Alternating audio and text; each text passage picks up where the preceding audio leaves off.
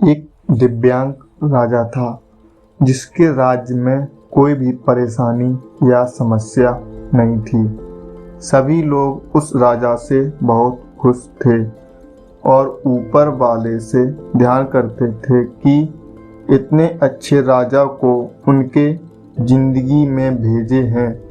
वह राजा दिव्यांग था, उसकी एक आंख नहीं थी और एक पैर नहीं था, लेकिन फिर भी राजा को इस बात का कोई मलाल नहीं था। एक दिन राजा अपने महल के गलियारे में घूमते हुए अपने पूर्वजों की लगी तस्वीर को देख रहा था और सोच रहा था कि मेरे पिताजी इतने शूरवीर थे, उनके पिताजी इतने शूरवीर थे, हमें इतने शूरवीर खानदान में जन्म लेने का मौका मिला और ऊपर वाले का धन्यवाद है। राजा ने सभी चित्र को देखते हुए आखिरी चित्र तक पहुंचा और उस खाली जगह को देखा तो वह चिंता में पड़ गया, क्योंकि उसे मालूम था कि अब यहाँ जो तस्वीर लगेगी वह उसी की लगेगी। लेकिन राजा को इस बात की चिंता नहीं थी कि वह मर जाएगा। चिंता इस बात की थी कि वह जो पेंटिंग लगेगी वो कैसी लगेगी। राजा का एक आंख और एक पैर न होने की वजह से वह चिंता में पड़ गया और सोचने लगा कि इस गलियारे में इतने शानदार पेंटिंग लगी है, लेकिन मेरी एक आंख और एक पैर न होने की वजह से मेरी ही तस्वीर सबसे खराब लगेगी और सबसे भद्दी दिखेगी। राजा ने सोचा कि मेरे मरने के बाद पता नहीं कैसी पेंटिंग बनेगी और क्यों ना मैं अपने जीते जी एक ही शानदार पेंटिंग बनवाऊं, ताकि मुझे ये सुकून मिल जाए कि मेरी यही अच्छी पेंटिंग लगेगी। अब उस राज्य में ऐलान करवा दिया गया और सभी पेंटर्स को बुलाया गया और कहा गया कि जो भी पेंटर राजा की शानदार पेंटिंग बनाएगा उसे शानदार इनाम मिलेगा।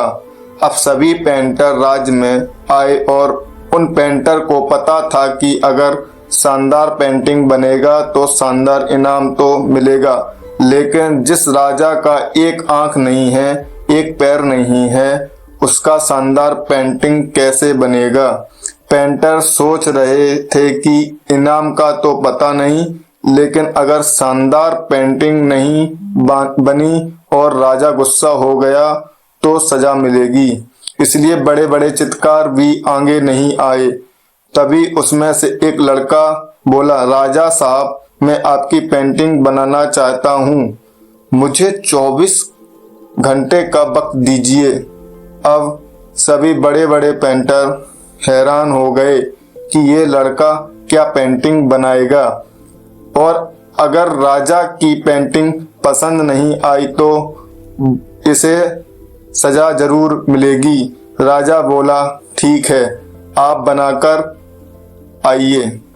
अगले दिन वह लड़का तस्वीर बनाकर लाने वाला था और दरबार पूरी तरह से भर चुका था।